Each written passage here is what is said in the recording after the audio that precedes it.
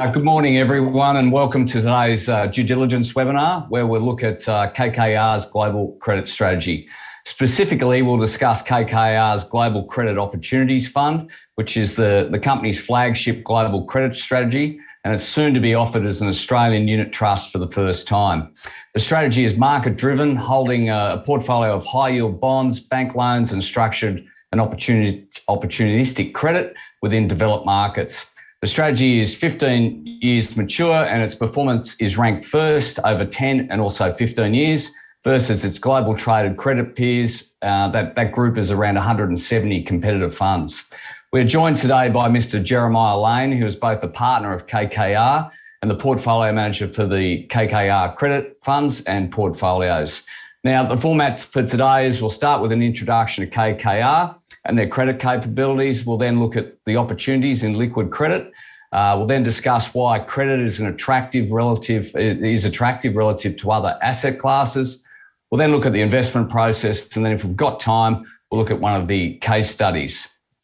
So ideally, ask a question. We're going to have questions after the end of each section that I just spoke about. Type your questions in the Q&A box provided, and we'll go from there. Jeremiah, thank you for your time. Welcome to Australia. Over to you. Thank you. Thanks, Tim. Appreciate the introduction. My name is Jeremiah Lane. As Tim mentioned, I'm a partner at KKR, portfolio manager on our Global Credit Opportunities Fund, and I'll be taking you through the fund and our capability today. Abby, if you could jump forward to page 7, I'll start with some detail about the fund and our strategy. What we're offering here is an unlisted unit trust. At full fee, the management fee on the fund will be 90 basis points. We are offering a cornerstone process that will offer a discounted fee of 65 basis points in perpetuity for participants in that process. Effectively, we will set up a separately managed account that will pursue the same strategy as we've pursued in our our existing Global Credit Opportunities Fund now for the past 14 years. The unlisted unit trust will offer monthly subscriptions and monthly redemptions, and will be 100% hedged back to Aussie dollars. A little bit more detail on what we do in our Global Credit Opportunities Fund. We invest in high yield bonds, bank loans, structured credit, and we have a small bucket for opportunistic credit related investments. We do that across geography. So we primarily invest in the US, but we have a large team in Europe, and when they see opportunities that are attractive, that suit this strategy, we will include those in the portfolio. Typically that's less than 10% of the overall portfolio. If you jump forward, Abby, a couple pages to page 9, I'll take you through some detail on KKR and specifically KKR Credit. KKR founded 46 years ago, obviously well known as a leading private equity firm. In 2004, KKR made the decision to enter its second asset class, credit. I joined the firm in 2005 and have been focused on traded credit ever since then. Today, we have a shade under $500 billion of AUM across our strategies, about $180 billion of AUM specifically in credit. We have 2,200 employees. We have capabilities across equities, credit, real estate, infrastructure, growth equity, and much of that knowledge, I'll get into this later, but much of that knowledge we actually leverage as part of our due diligence process to develop differentiated angles to understand corporate cash flows and how businesses make money. Abby, if you go forward to page 10, I'll take you through a little bit detail specifically on credit. Like I said, about 180 billion of credit overall. That includes both what we do on the traded credit side as well as our private credit offerings. This strategy is about traded credit.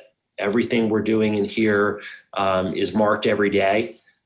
We can observe prices on these loans and bonds in the market each day, observe transactions and quotes.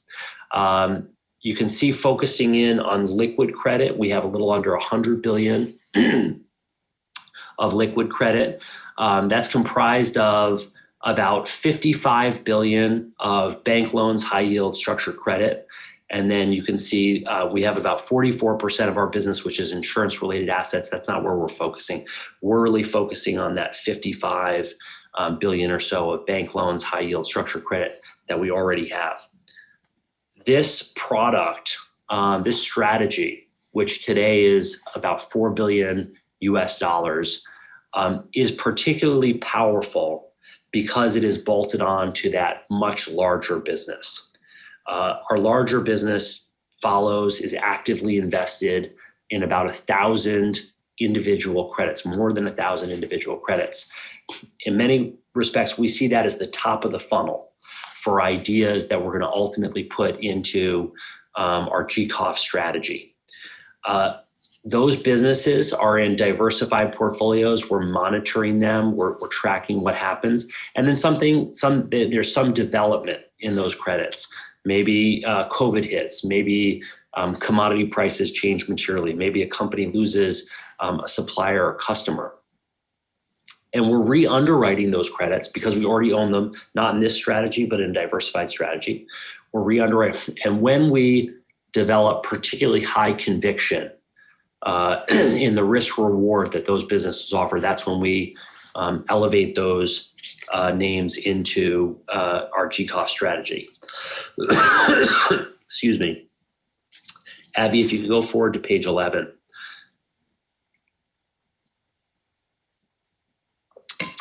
We're a big team. This strategy is led by me and my boss, Chris Sheldon. Chris has been the lead trigger puller on this strategy where we have a 14-year track record. He's been the lead trigger puller for the entirety of that track record. We vet our ideas, the names that we will include in this through an investment committee.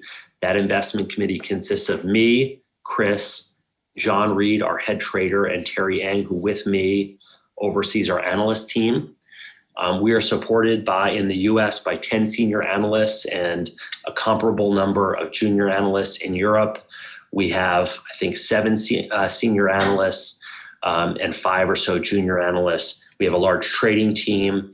And really the ideas that are ultimately going into this strategy come out of that very broad team that is tracking these 1,000 issuers. So again, a huge strength that we leverage the scale of the team that we do.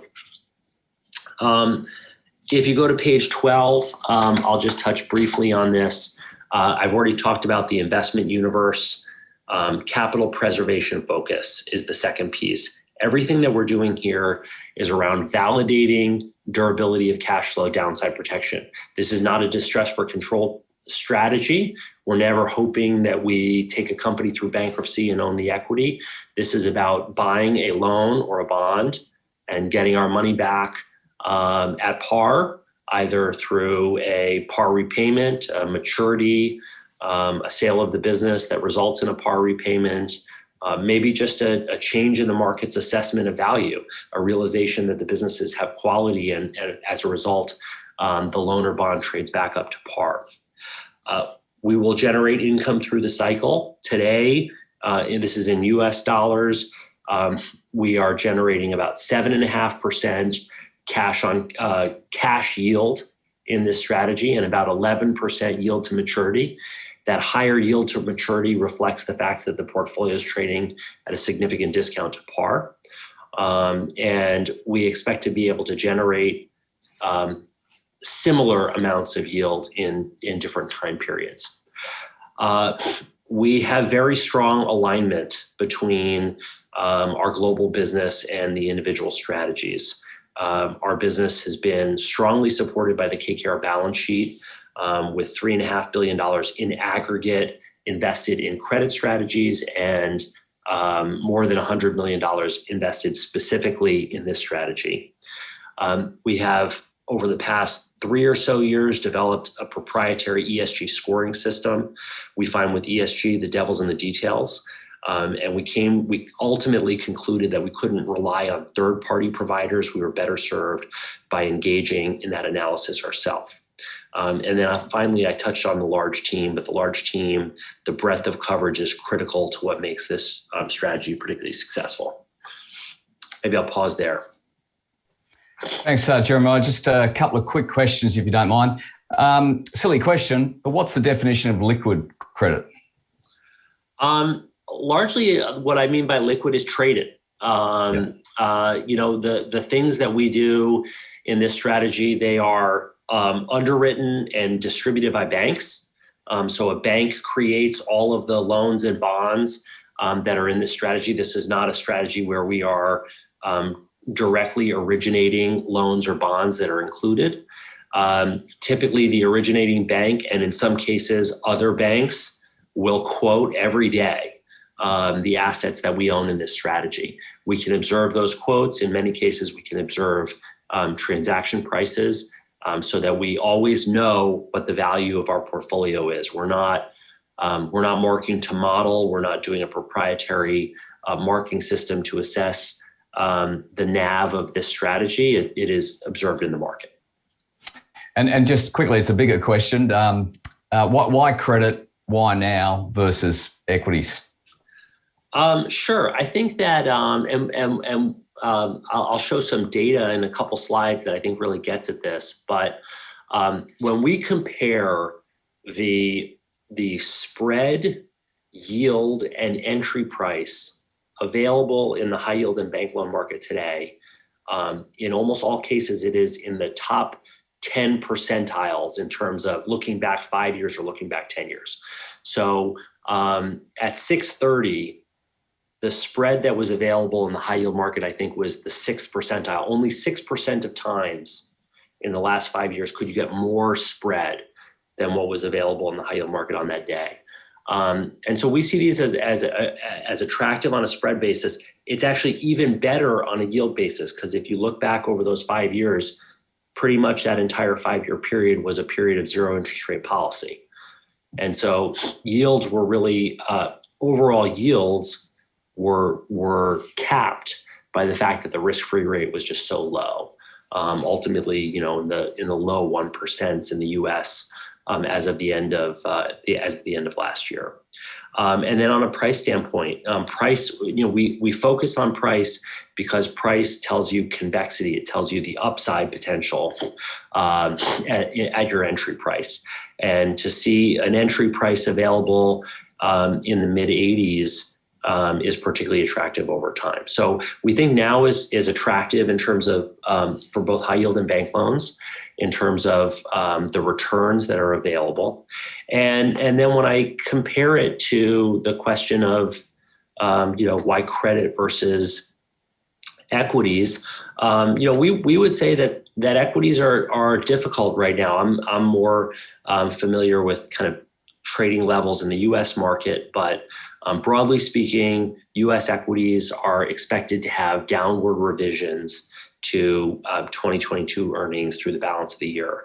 And to the extent that the S&P ultimately is downwardly revised to 200 points of earnings for the year, you get to a PE multiple of around 19 times. It's still a very full PE, even with all the storms on the horizon.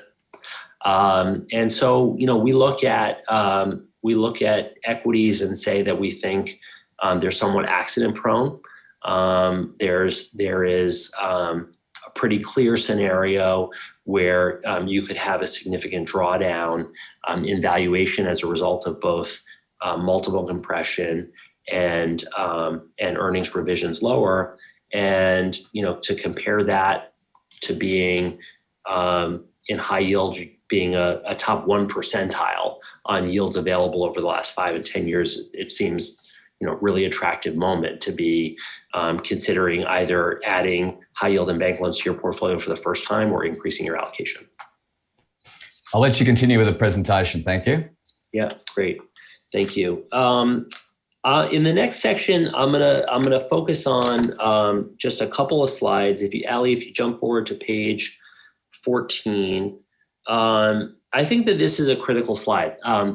These are big markets that we are transacting in. There's $1.4 trillion of bank loans, $1.5 trillion of high yield, $1.6 trillion of ABS, and then 300 and 500 across Europe, bank loans and high yield respectively.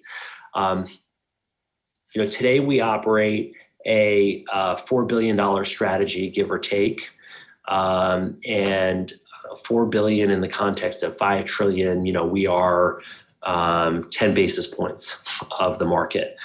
We are small. And that gives us confidence that this strategy can be substantially larger to the extent that we're successful.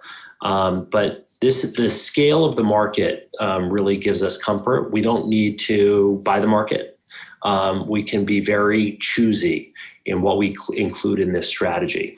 And that's critical. We don't think that in some cases, it can be attractive to put together diversified portfolios of loans, bonds, if you're looking to achieve a particular outcome for your portfolio. This strategy is about taking concentrated bets in high conviction ideas.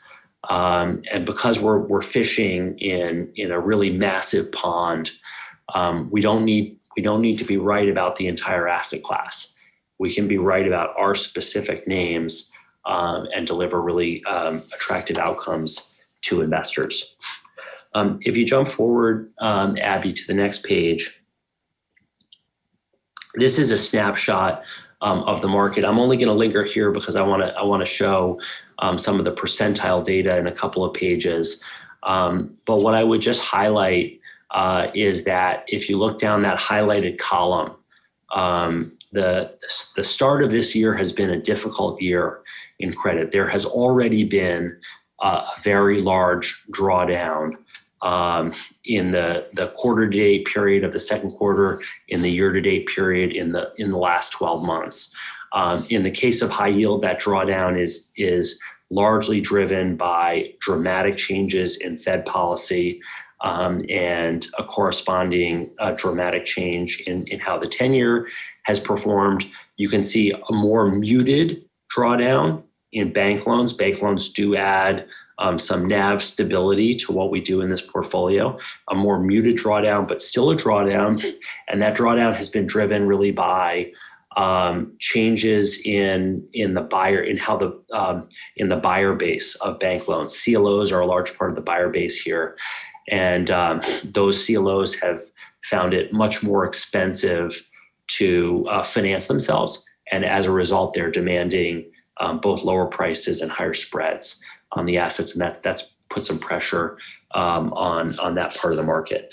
But you are evaluating this opportunity after a moment of significant weakness in these markets. If you go to the next page, I won't linger long here. I think the point that I would leave you with is that the fundamentals have still been pretty good. We do expect weaker fundamentals in the future, but the fundamentals have still been pretty good.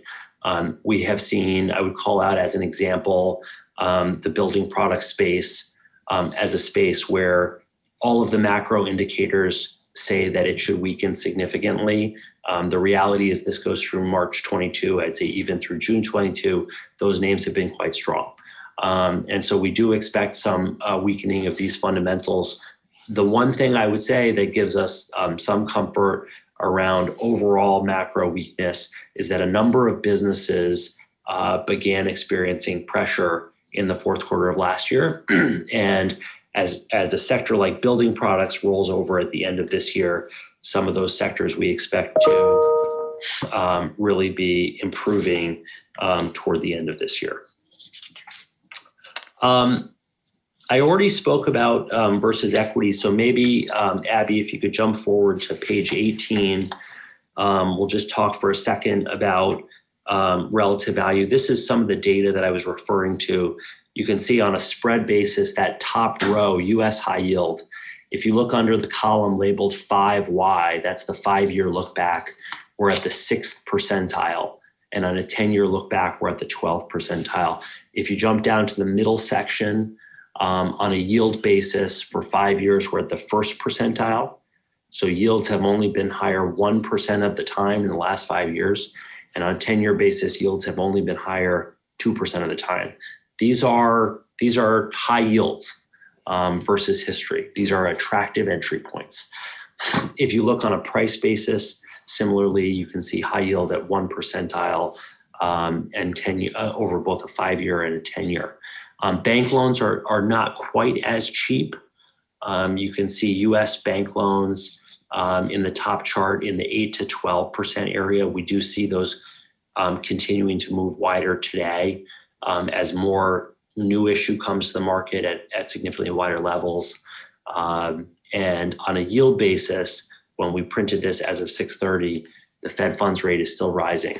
And so the yields have continued to move up and are actually substantially higher than this today as of the middle of September than where they were. And on a price basis, not quite as cheap as high yield, but certainly attractive in the low 90s. And we've seen that move up a few points, but still very attractive. And then just going to page 19, I would call out our thoughts going forward. I think that the biggest thing driving credit markets right now, fixed income markets more generally, is a lack of consensus on the ceiling for the Fed. You go back to the start of the year, people were talking about mid-single digit hikes, then that moved to high single digit hikes. Now people are talking about ending up in the 14 or 15, aggregate 25 basis point hikes, with as recently as a couple months ago, the 10-year was compressing to lower yields as people thought the Fed would actually start cutting rates next year. Now, after Jackson Hole and the recent CPI data, people have capitulated on that trade, and you see rates moving higher really significantly. That just creates a lot of uncertainty. But again, I think looking at where things are priced today, that uncertainty is actually fairly priced in. When you think about getting top 1% percentile in terms of yields on high yield, there's a lot of uncertainty priced into the market today. I'll pause there. Thanks, Jeremiah. There's a question here. Any exposure? Where does Australia sit in terms of bank loan exposure, for example? Is it on the radar? Do we have exposure? We don't have exposure to Australia. A number of years ago, there were a handful of larger Australian businesses. This might even go back to pre-crisis, that issued some loans in USD, although those ended up being quite illiquid and having kind of a relatively small following. So we don't see that as a big part of the market that we're focused on today. I think it's a possibility that'll emerge over time, but it's not a big part of our opportunity set right now. And given the move in interest rates, is this kind of like unprecedented territory for a credit fund like yours? Certainly, we haven't seen the pace of. We've never seen this pace of increase. We saw quantitative tightening under the Yellen Fed, ultimately peaking, I think, at 60 billion per month. Now we're at 95 billion, so we're substantially higher. We saw that sort of steady cadence of 25 basis point hike every other meeting a number of years ago. This is a different environment, and rates have been moving very, very quickly. It's tough to be a diversified manager in this environment where you're going to have exposure to a very broad cross-section of the market. What we're trying to do in this strategy is put together a concentrated portfolio of high conviction ideas. We'll get into that a little bit later. But I do think that the fact that we're very specifically choosing a small number of bets that we want to make helps us avoid, just kind of, if you're a diversified high yield manager, you're going to have some exposure to those 8 to 10 year bonds that have a lot of duration. We don't have to have that exposure. and that provides a little bit of a benefit. But certainly these are interesting times for sure. I'll let you continue. Thank you. Great. Abby, if you could jump forward to maybe we'll stop quickly on 22, and then I'll get a little bit deeper into the strategy on 23. This is our portfolio versus the market, and again, we're really picking our spots, so we are able to put together a portfolio that offers more yield than the market. We are able to put together a portfolio that has shorter duration, less interest rate sensitivity to the market.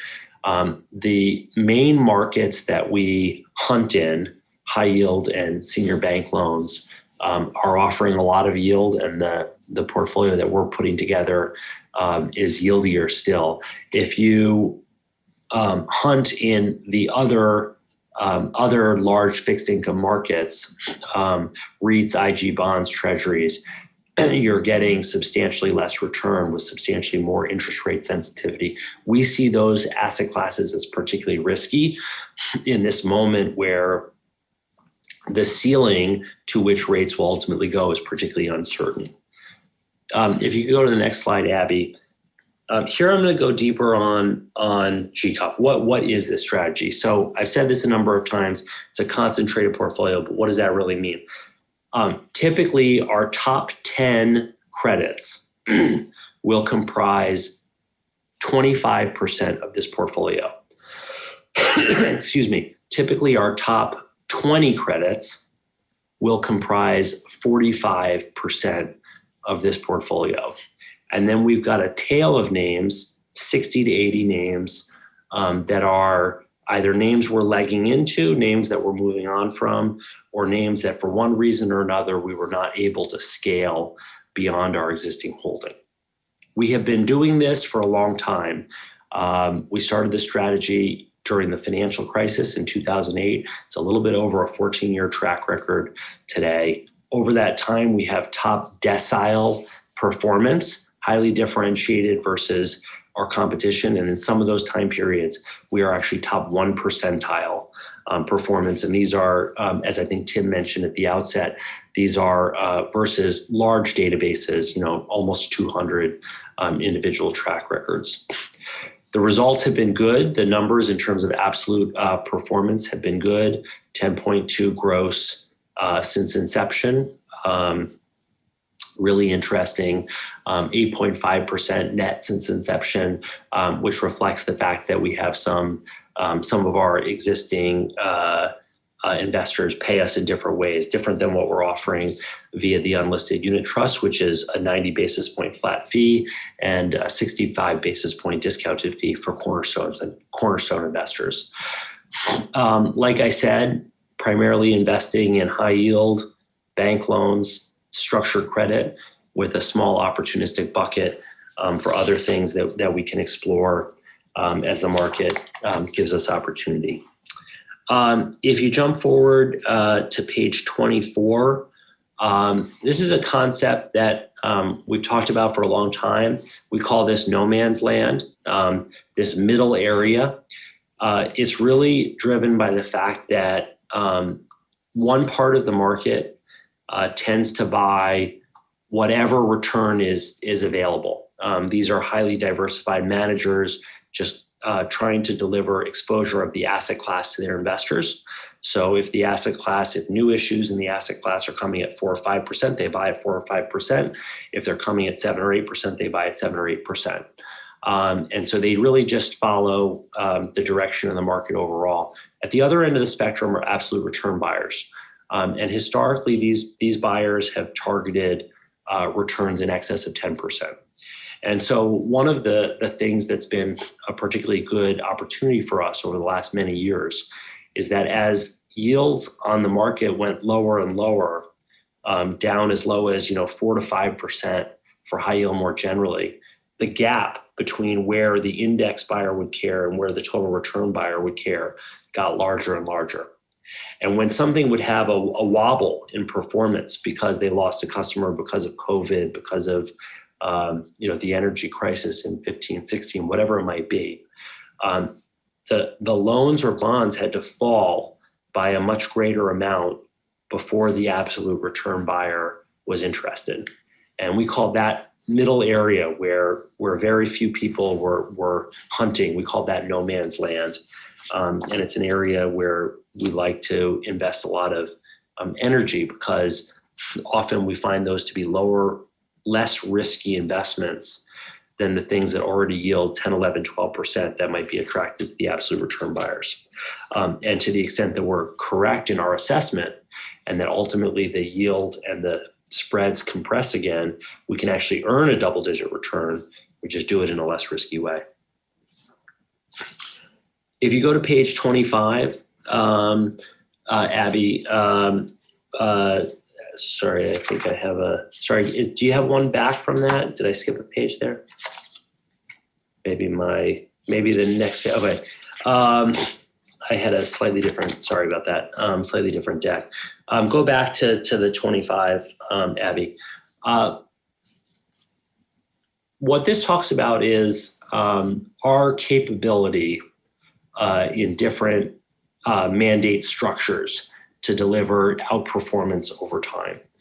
And I'll really focus in on the chart on the right. What we found is that we can deliver alpha versus our benchmark, regardless of how limited we are by the investor in terms of flexibility. However, so if we're just required to invest in core high yield without an ability to go into other asset classes, we can deliver around 60 or so basis points of outperformance. If we're just focused on bank loans, we've delivered 100 basis points of outperformance. However, the real opportunity for investors is when we are unconstrained in the investments that we make. Typically, we are about 50-50 exposed to bank loans and high yield. But when we have the ability to add concentration to the things that we have greatest conviction in, when we have the ability to fully avoid sectors that we think don't have attractive risk reward characteristics and really overweight sectors that we think do. That's what we're doing, the opportunistic credit composite, and that's where we've delivered just dramatically higher alpha over time, over 400 basis points since inception. And so this is just a way of saying that, we think we're good credit pickers. We're good credit pickers regardless of what constraints our clients place on us. What we do in this strategy is we take very few constraints, and over the past 14 years, we've really delivered for our clients. I'll pause there, Tim. Thanks, Jeremiah. Can you talk through the kind of the weightings? I mean, there's some info there, but perhaps a little bit more insight into the high yield component of your portfolio. What sectors attract you? The kind of work you do in the background. Sure. High yield and bank loans are typically both around 50-50, depending on whether or not we have other assets. They might be 45, and then some small exposure, say to structured credit, or some other assets that we're able to source. And that's pretty typical over time. I think I see one of those individual asset classes, bank loans or high yield, depending on the environment, as low as 40%. I really don't see it lower than 40% over a very, very long time period. With respect to sectors, I would tell you that it really depends on what the market gives us. Right now, I don't have a single favorite sector. In COVID, we made a dramatic overweight in leisure sector. And that was because, the leisure businesses were direct hits from COVID. Many of those businesses just had to shut their doors, close the gates, turn off the chairlift, lock the front door, whatever it might be. And the market, which had really liked those businesses, just crushed them. And we sat there and went through an analysis to try to determine how much cost they could cut from their business day to day, how low could they take their burn rate, and as an extension, how much time, based on how low they could take their burn rate, how long a COVID disruption could they survive. And in the US, that was particularly interesting because in the US, As many folks on the phone might know, many geographies in the U.S. started fully reopening very, very quickly. And so you had this interesting dynamic where the market had turned very negative on these assets. You were already beginning to see emergence in some geographies, and you were able to quantify the fact that they were able to survive dramatically longer disruptions than they were ultimately going to experience. And so we made leisure a really heavy overweight. If you go back to 15, 16, when energy drove the big sell-off in high yield and loans, we did not want to pivot into energy because fundamentally we didn't feel energy had the characteristics we were after: durability of cash flow and downside protection. And because it didn't have those characteristics, instead what we ended up going into were industrials, many of which were adjacent to energy. They were weak because they were selling into a sector that was very weak, but they actually had a core business away from energy that was very strong. And we really liked those businesses because they were sold at very discounted rates because of the weakness they were showing as a result of energy, but there was some real strength underlying there. When I sit here today, right now it's more about the idiosyncratic name right now. It's more about, we've got some interesting situations where businesses were very late to emerge from COVID. And so they're actually strengthening a lot right now. But because they've been impacted so heavily for so long, they've traded at discounted levels. We like those. We have some businesses that have been impacted by labor availability and supply chain disruption. And those businesses, we see those challenges both abating in the coming period. And so a little bit of opportunity for those businesses to capture more revenue and maybe have some margin pressure come off, even into perhaps a weakening macroeconomic environment. So it's idiosyncratic names right now. I think history would say that fast forward 12 months, 18 months, I think there's a chance that there will be a sector that's really out of favor. I haven't seen that emerge just yet. And is it fair to say your portfolio structure, you've got the senior bank debt, and perhaps that trades around 5, 6, 7%, and then you're kind of more attacking with the high yielding exposure, which is, I'm assuming, 10% plus. Is that kind of the balance of your book? And do you weight that according to opportunities, or do you weight that according to the macro? Honestly, it's not really quite like that. If I take that example of the late reopening name, that's a name that rents audiovisual equipment for in-person conferences. So needless to say, the business completely went away during COVID. It's emerging in a big way now. In the second quarter, they actually delivered revenue and EBITDA comparable to what they delivered in the second quarter of 2019. So we've seen full recovery. Because it has been downgraded very significantly, it's a bank loan. It's hard for CLOs to own it. It's hard for insurance companies to own it. Those two buckets comprise about 90 plus % of the owner base, of the investor base of US loans. And so there's a very, very compressed buyer base for the loans of this company. And we're sitting there saying, we actually can observe that full recovery has happened. And so in that case, we're buying a first lien loan at 93 cents on the dollar. It pays us 7% cash on cash. So we're getting an acceptable return just from the cash coupon that we get. And then it matures in 2 years. So to the extent they pay us off a day before maturity, we'll get about a 10% return. But what we actually think will happen is the sponsor will pay us off a year prior to maturity. That's generally what we've observed over time. And if we're correct in that assumption, we'll actually end up with a 13 or 14% return. So even in bank loans, when you're making very targeted investments in individual names, you can end up nicely into the double digits. And we think that'll be a name like that will be a real driver of return going forward. I'll let you continue talking about the investment process. Thanks, Jeremiah. Sure. We have, Abby, if you could jump forward to page 28. We have quite, sorry, go back to 27. I'm slightly off on the page number, sorry. We have quite a structured process. We have a daily morning meeting where analysts read out what's going on in their space. We have 4 distinct meetings each week of differing levels of formality where analysts can present their ideas. We have an upfront, a sort of a screening meeting where analysts can present a new idea, all the way up to an IC meeting where they're expected to submit their materials in advance. And we will have prepared the material and then we'll go through it. We spend a lot of time on portfolio construction, especially in this strategy, where concentration is a key driver of our success.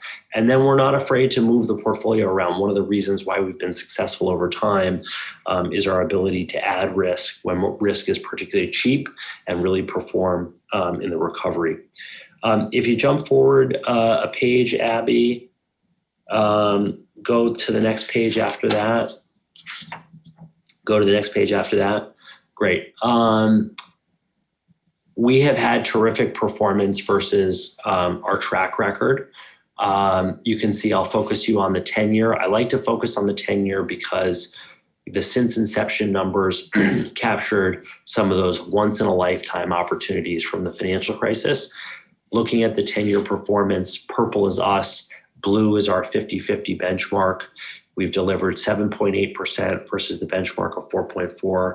That is basically the entirety of the period of zero interest rate policy. It's been a very difficult period to deliver high income to investors, and we've done it very successfully. Within that 10-year period, you have big sell-off for energy in 15, 16. You have a big sell-off around COVID. And recently this year, you have a big sell-off around inflation and changes in rate expectations. So we feel like we've been successful in a very broad set of market dynamics, market environments over the last 10 years. If you go to the next page, we talk about what we're trying to show here is how we are particularly successful coming out of moments of volatility. And that's why we're so excited about this strategy now.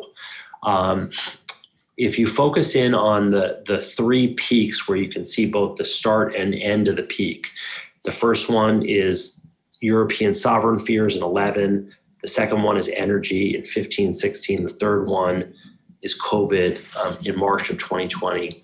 In each of those peaks, there was a moment of capitulation, a moment where market participants were selling not just the things that they wanted to sell, but they were selling whatever they could sell because they needed to raise cash, they needed to boost liquidity. In those moments, what we are doing is we're pivoting the portfolio. We're pivoting into the things that the market is giving away that are still high quality.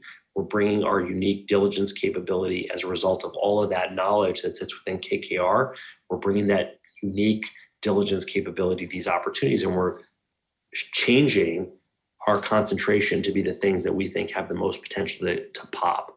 The purple shows a rolling 12-month alpha versus our benchmark. And you can see after each of these moments of volatility, we've ended up with, in all cases, at least 1,000 basis points of outperformance as the things that we pivoted into, that we focused on, really exploded higher. It's been a particularly successful environment for us.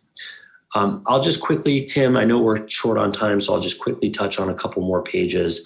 But Abby, if you go to the next page, this is just our up capture, down capture. Each month, we look at whether the market was up or down. In a down month, how much did we participate in the down? In the up month, how much did we participate in the up?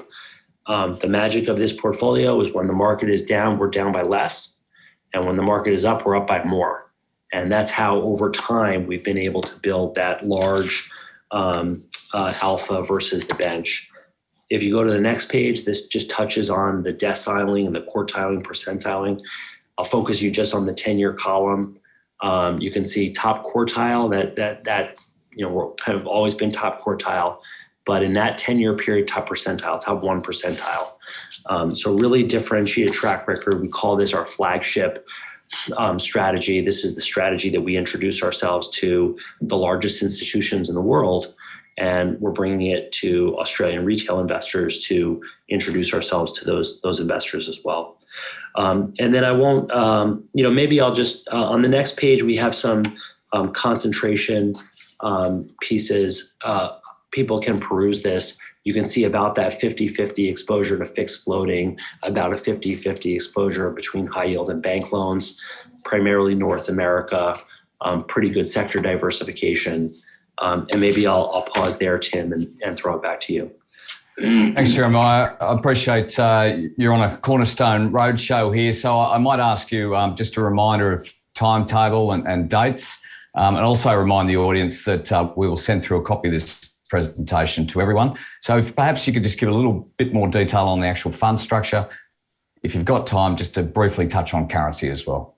Yep. Unlisted unit trust, looking for commitments to our Cornerstone raise by the 31st of October, with an expectation of funding money due on the 30th of November.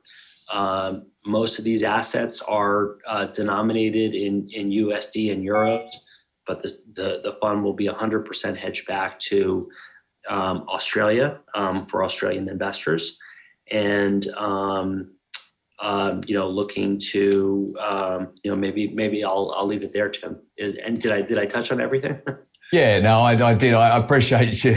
Yeah. You're telling this conversation a lot at the moment. So all covered.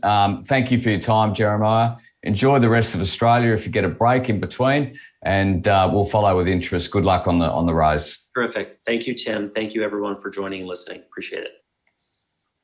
Thanks, everyone, for your time. We'll follow up with a copy of the presentation, and also a copy of the webinar will be sent back to all of you probably early next week. Thanks for your time.